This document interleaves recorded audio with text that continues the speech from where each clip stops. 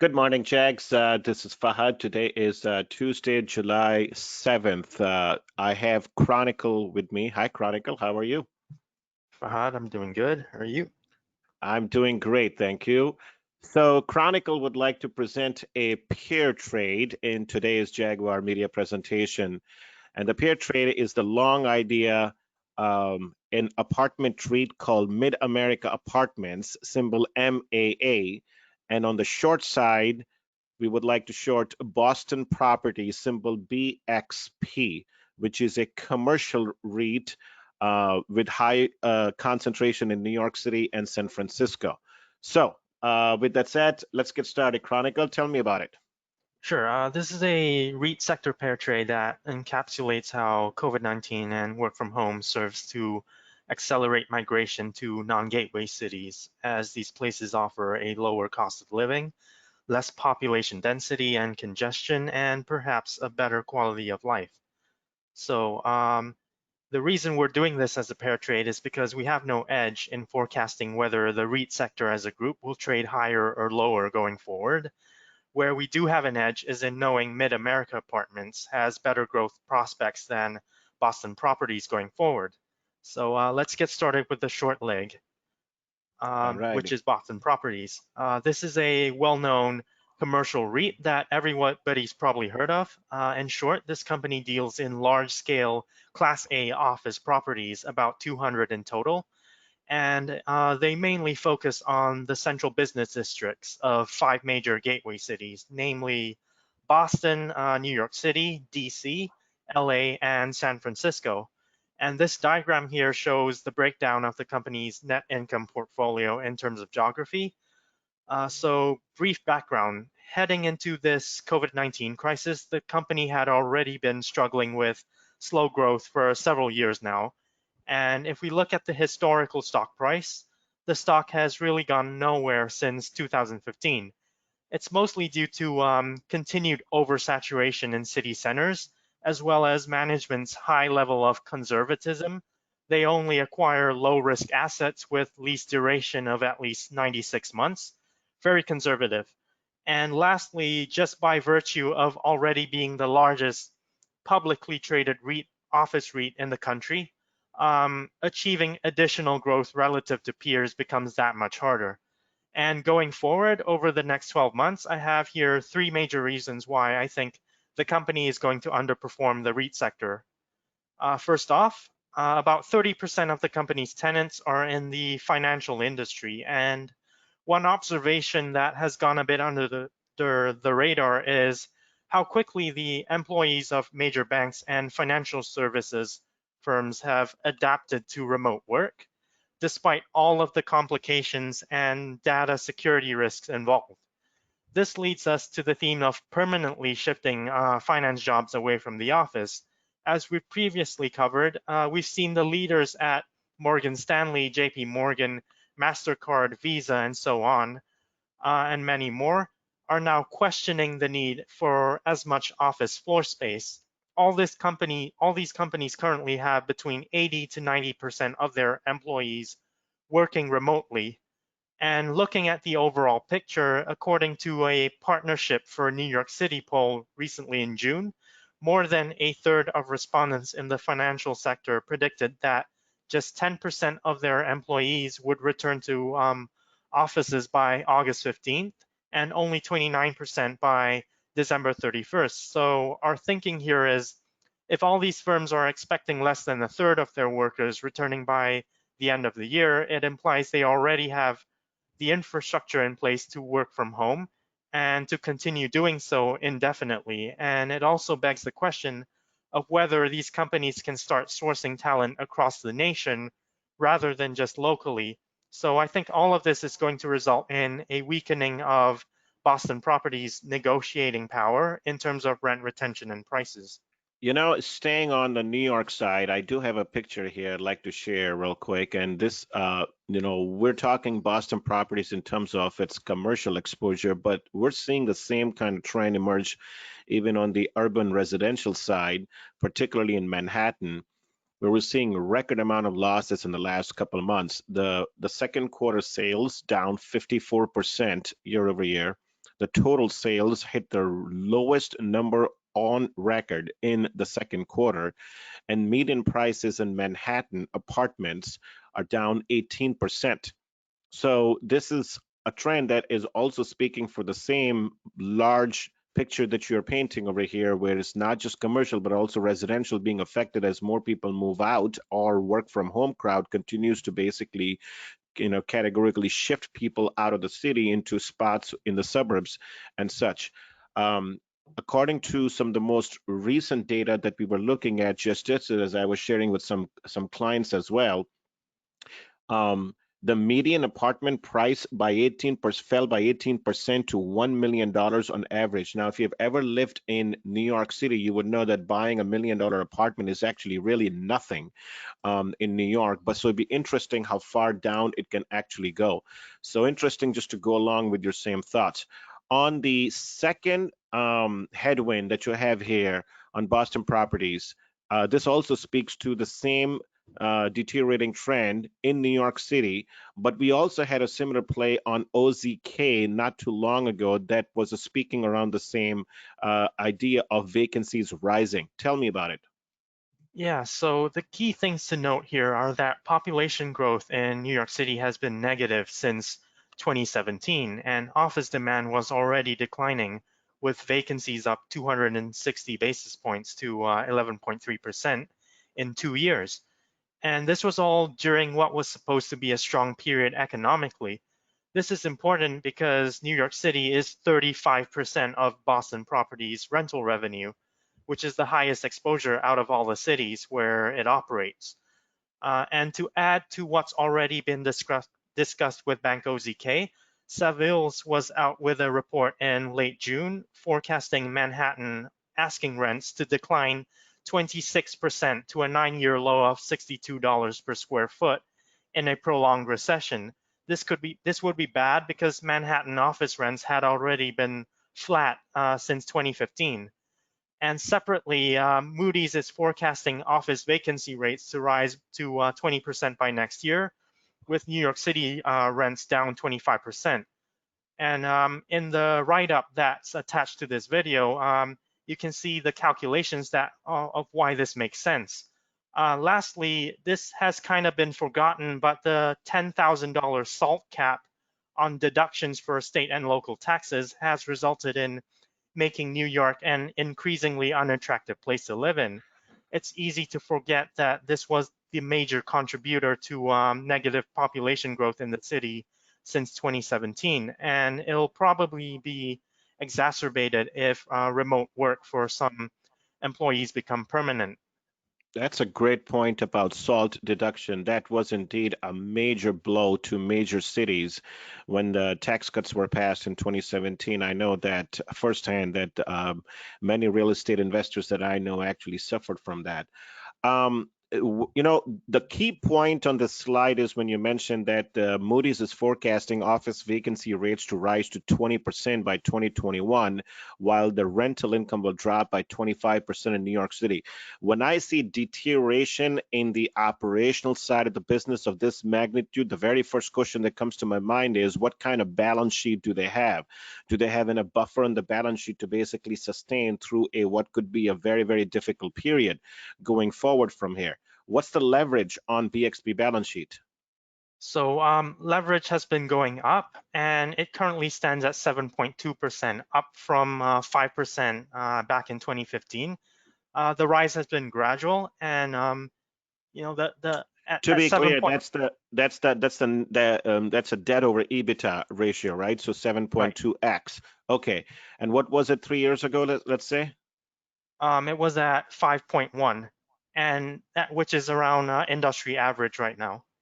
Yeah, and that takes us, so it has been rising. Above 7 is already a little bit of a red flag. That takes us to your third headwind over here, which has to do with the Silicon Valley, which you think is not baked into consensus view. Now, keep this point in mind to all the audience that when you hear about this third headwind, we just discussed leverage in the balance sheet already above 7x. And so if this is not baked into consensus view, when it is baked in, you're going to see the EBITDA line, which is a denominator, falls off even more, which makes the debt to EBITDA ratio go up even more. And at some point, this basically turns from an operational problem for the company into a balance sheet problem, and raising capital becomes even more, even harder and harder, at least at the attractive prices. So tell me about the number three headwind. Yeah, so this is important because Boston Properties has 26% exposure to tech, with the majority in the Bay Area. Similar to professionals in the financial industry, the average tech worker is highly paid and will not face a lot of difficulties in transitioning to remote work. So I think the risk of tech companies and startups eventually moving away from Silicon Valley to a hire from anywhere model is being understated right now. We've already seen Twitter and Square announce employees will have the option to work from home forever. Meanwhile, Google and Facebook are allowing employees to work from home through the end of the year. And according to a Q2 CNBC workforce survey, 83% of respondents from the tech industry reported they've been able to work from home, with more than a quarter saying they want to work from home all the time from now on, while another 36% declared they want to work from home more often than they used to. Meanwhile, from the employer's perspective, a similar trend is emerging among the smaller firms, with a recent Forbes survey showing 3/4 of 165 respondents saying they believe the transition to work from home will be beneficial to productivity. And separately, Redfin carried out a polling last month, and they found out that more than 50% of respondents would move out of San Francisco if they were given the green light to work remotely.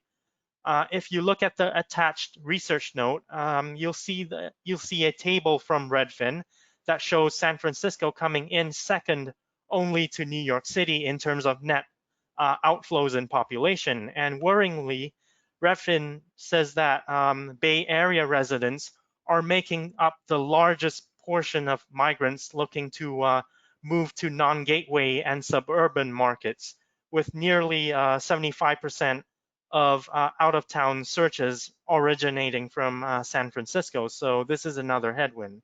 Actually, and staying on that topic, I do have another chart which is similar to New York City as well. This one is related to San Francisco, and this has to do with the inventory of homes that are listed for sale in San Francisco. We have seen a dramatic increase in the last 2 months of so many homes that are now in the market, all trying to sell all at the same time.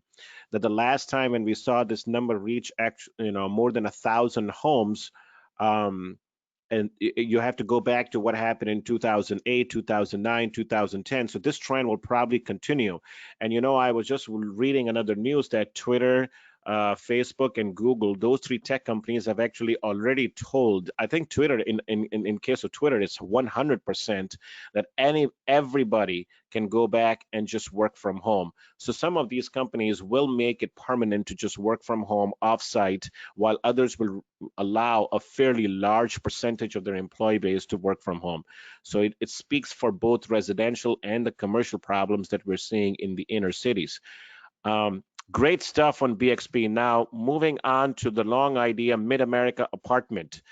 You want to pair this long idea with the short in BXP. Now, tell me high level view and what about Mid America?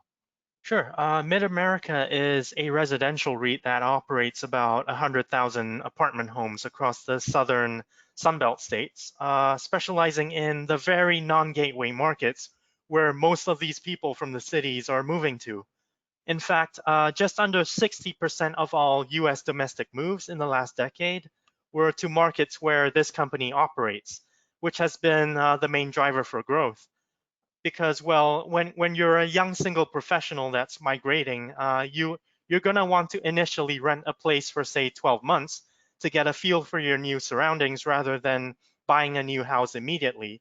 So moving on to the next slide, one thing that separates Mid America from its peers is that their operating expenses per property is well below average due to three things. These things being their local expertise, their heavy investment in technology, as well as aggressive cost control with their unique web-based property management system. Basically, it's an AI-driven solution which includes automated inspection and maintenance, as well as management of apartment unit data, monitoring utility usage, digital marketing, as well as automated leasing. According to management, this has all resulted in average annual same property expense growth of just 2.5% versus sector average of 3%. In dollar terms, the company says its total annual value creation from this expense control has nearly tripled from 55 million in 2015 to 140 million in 2019. So this has been a key contributor to earnings. That's really Next, impressive. I don't know if I have come across many REITs that deploy the the technological edge to the level where that we're seeing right here in Mid America. The AI screening, that's very impressive to keep the annual expense control growth at only 2.5%, given the type of housing inflationary trends that we usually see around us. Next one, two large projects. yeah, so they're currently in the middle of a large-scale 2-year project to upgrade its apartments and install smart home technology into a quarter of its properties, and this is going to see revenue benefit in 2021. So the trials at 15 properties last year were well received, and although the program was temporarily halted in March, these installations are set to resume in July. All in, the company is forecasting 240 million in net value creation from this project alone by 2021, which would imply at least 70% growth in value creation versus 2019. On top of that, the company's high-speed internet access initiative is also being deployed, and management expects this program to have a further 50 basis point contribution to this year's net income growth. That's really good. Let me play real quick a devil's advocate over here. In one of the slides, right, this one as well, you pointed out the company has the highest exposure to Dallas-Fort Worth market, which about 13% of the total rental income coming from that area alone. I wouldn't expect this, but would you think that the oil industry mess that is affecting the Texas as a state overall would have any impact on the rental income, or maybe an argument to be made that they may actually be beneficiary of that trend because if people start to trade down, that you may actually also see a shift from residences to actual apartments. Just a quick thought on this one, or no thoughts at all? So management did touch on a bit of energy sector worries in their latest transcript from the conference call. And while that is a worry, they say that they don't have as much exposure to that as they do to residents who are employed in other white-collar industries. Got it. Okay. So there's little to worry about here with regards to rent collection. The company recently provided an update in early June. They've collected 99% of April rent and 96% of May rent in cash. And to provide some perspective, the industry average is 90% for April and low 90s for May. Meanwhile, the occupancy rate of the company has remained steady at 95%, with about 8,700 new leases in May and versus year ago 8,400. And the reasons behind this resilience, I think it's mainly to do with the high quality resident profile as well as regional affordability. Like as we can see in this diagram, over 60% of all current residents are in industries that have remained intact with work from home policies in place. And secondly, these residents are mostly single professionals in well-paying jobs, so they're not exactly living from paycheck to paycheck. And lastly, the living costs in these regions tend to be lower than that of, say, coastal cities and other large metros that these people are migrating from. Yeah, I agree with that. A very well diversified portfolio when you think about the dispersion of the customer base that they have here on this slide. Great stuff. So you expect Mid America MAA to outperform BXP over the next 12 to 18 months. And here's a ratio chart that illustrates that. So naturally, in this case, we would expect this ratio chart to go up even more, whether the market is going up. That's the beautiful thing about doing pair trades all the time, where you don't care exactly how the sector performs or how the overall market performs. You just expect one to outperform the other, so you could be comfortably positioned into this one. Good stuff. Any last word on this slide? Nope, I expect a revisit of 1.5 to be the initial target here. On the ratio, which would actually make this about 20% gain if it goes from current levels to about the 1.5, Right. where they were until 2 months ago. Excellent stuff. Thank you, Chronicle. This was a great presentation. Hope everybody enjoyed it, and we'll see you next time.